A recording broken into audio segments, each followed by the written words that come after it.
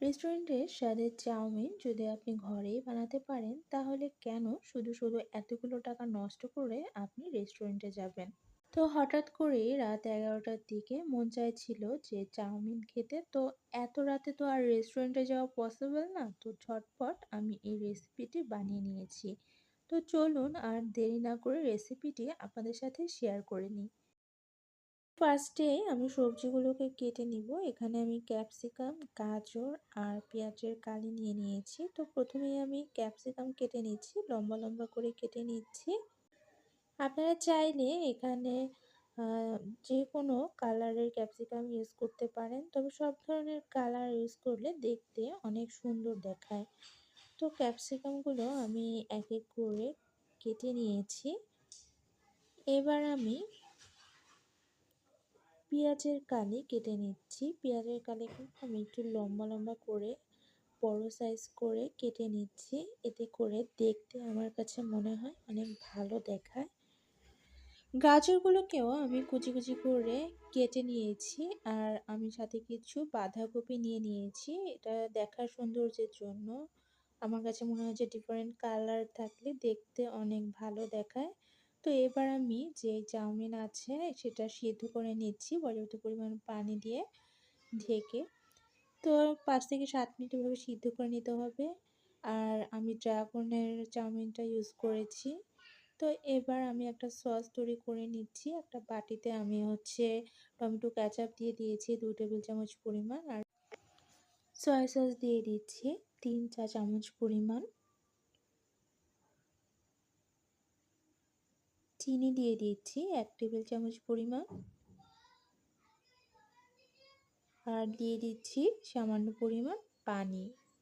এবার মিশ্রণটা একটু ভালোভাবে মিক্স করে নিয়েছি। তো এবার একটি কড়াইয়ে আমি পর্যাপ্ত পরিমাণ তেল দিয়ে এর ভেতরে আমি মাংস কুচি কুচি করে কেটে আদা, রসুন, সয়া সস, গোলমরিচ দিয়ে ম্যারিনেট করে রেখেছিলাম সেটা দিয়ে দিচ্ছি। তো এবার একটু ভেজে নিয়ে এর ভেতরে আমি পেঁয়াজ কুচি করে রেখেছি সেটা দিয়ে দিলাম। তো এবার আমি যে সবজিগুলো রেডি করে রেখেছিলাম সেগুলো এর ভেতরে দিয়ে দিচ্ছি। তো কিছুক্ষণ রান্না করে নিতে হবে চুলার আঁচটা মিডিয়ামে রেখে। আর যে চাউমিনটা সিদ্ধ করে রেখেছিলাম সেটা একটা স্ট্রেনারে পানি ঝরানোর জন্য স্ট্রেনারে নিয়ে নিয়েছি। তো এবার সেই রান্না করা অংশের ভিতর মিশ্রণের ভিতর আমি সেই সসের মিশ্রণটা দিয়ে দিলাম আর দিয়ে দিয়েছি গোলমরিচ আর স্বাদ মতো লবণ। এবার একটু নেড়ে চেড়ে রান্না করে নিতে হবে। খেয়াল রাখতে হবে যেন নিচ থেকে লেগে না যায়। তো আমি আরও কিছু টমেটো সস অ্যাড করে দিলাম। আমার কাছে মনে হয়েছিল যে একটু কম হয়ে গিয়েছে। তো এবার যে সিদ্ধ করে রাখা চাউমিনটা সেটা আমি এই মিশ্রণের ভিতর অ্যাড করে দিচ্ছি। তো এবার যেটা করতে হবে সব কিছু খুব ভালো করে নেড়ে চেড়ে মিশিয়ে নিতে হবে।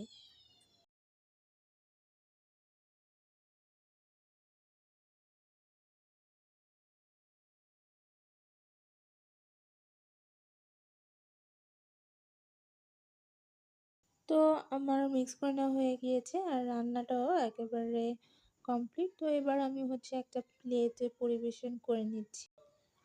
ট্রাস্ট মি, এই চাউমিনের স্বাদ রেস্টুরেন্টের চাউমিনের স্বাদের থেকে কোনো অংশে কম নয়।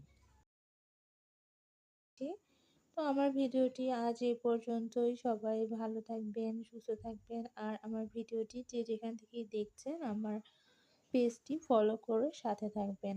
আজ এখানে বিদায় নিচ্ছি। আল্লাহ হাফেজ।